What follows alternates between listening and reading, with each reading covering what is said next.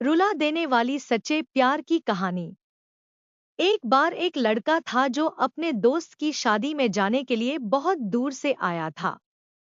लड़का शादी में इसलिए गया क्योंकि यह उसके खास दोस्त की शादी थी और उसने अपने दोस्त से शादी में आने के लिए वादा भी किया था। उसका दोस्त चाहता था कि लड़का उसकी शादी में आए, इसलिए उसने उसे अपने घर बुलाया। उसने बहुत सारे दोस्त बनाए और शादी में खूब मौज-मस्ती की। लड़का शादी के दौरान एक ही जगह पर रहा और अपने दोस्त के परिवार के कई लोगों से दोस्ती की। उसकी मुलाकात एक लड़की से भी हुई जो उसके दोस्त के रिश्तेदार की दोस्त थी। 3 दिन की शादी के दौरान उन्होंने खूब बातें की क्योंकि उन दोनों के पास खाली समय था। लड़के को लड़की पसंद आने लगी जो उसके दोस्त के परिवार की दोस्त थी। लड़की को नहीं पता था कि लड़का उसे पसंद करता है। उन्होंने एक दूसरे के फोन नंबर एक्सचेंज किए और लड़के की शादी के बाद भी दोस्त की तरह बात की। लड़का और लड़की 1 साल तक दोस्त रहे, लेकिन वे एक दूसरे की भावनाओं को नहीं जानते थे। लड़की किसी और से शादी करने जा रही थी और लड़का उससे प्यार करता था, लेकिन उसने उसे कभी नहीं बताया। लड़की भी उसे पसंद करती होगी, लेकिन वह ऐसा बिल्कुल नहीं सोच रही थी। उसे चिंता थी कि अगर हम इस तरह बात करेंगे तो लड़का हमसे बात नहीं करना चाहेगा क्योंकि हम दोस्त हैं।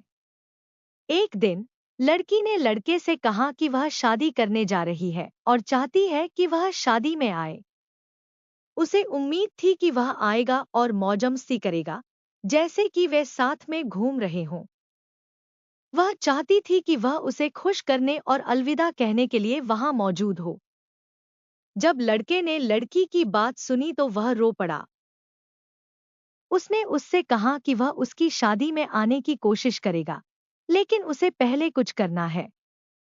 फिर वह अपने कमरे में चला गया। रात को लड़का बिस्तर पर जाता है और सोने की कोशिश करता है, लेकिन जब वह अपनी दोस्त के बारे में सोचता है, तो उसे उसकी बहुत याद आती है। वह उस रात सो नहीं पाया और रोने लगा क्योंकि उसे उसकी बहुत याद आती थी। लड़की अपनी होने वाली शादी को लेकर उत्साहित थी क्योंकि उसे नहीं पता था कि जिस लड़के से वह शादी कर रही है, उसकी पहले से ही पत्नी है। वह शादी से पहले अपनी दोस्त को अपने घर पर आमंत्रित करने का इंतजार कर रही थी ताकि वे अपने नए घर जाने से पहले साथ में मौज-मस्ती कर सकें। जैसे जैसे शादी का दिन नजदीक आता गया, लड़का और लड़की पहले की तरह बात नहीं कर पा रहे थे। लड़की शादी की योजना बनाने और अपने मंगेतर से बात करने में व्यस्त थी, जबकि लड़का अपनी खुद की तैयारियों में व्यस्त था। उनकी बातचीत कम होती गई क्योंकि वे अपनी आने वाली शादी पर ध्यान केंद्रित कर रहे थे। लड़का बहुत दुखी और दर्द में था क्योंकि उसने वफादार न होकर अपने दोस्त या प्रियजन को चोट पहुंचाई थी। वह इस वजह से लड़की से बात नहीं करना चाहता था। लड़के की जल्द ही शादी होने वाली है और वह नहीं चाहता कि लड़की को पता चले क्योंकि वह परेशान हो जाएगी। शादी से कुछ दिन पहले लड़की ने लड़के को फोन किया और पूछा कि वह कब आएगा। लड़का उसी दिन आने के लिए सहमत हो गया। थोड़ी देर बाद शाम को लड़का लड़की की शादी में चला गया। उसने घर की सजावट और कामों में मदद की। अगले दिन लड़की अपने ससुराल के लिए रवाना हो रही थी। लड़के को अपने प्यार को अलविदा कहने का दुख था, लेकिन लड़की उतना नहीं रोई जितनी वह विदा होते समय रोई थी। लड़के का दोस्त उससे ज्यादा रोया क्योंकि वह लड़की से बहुत प्यार करता था, लेकिन उसने कभी उसे नहीं बताया कि वह कैसा महसूस करता है। वे कभी नहीं मिले क्योंकि वे एक दूसरे से बहुत दूर थे। लड़के ने सही समय आने तक लड़की को यह बताने के बारे में नहीं सोचा कि वह उससे प्यार करता है।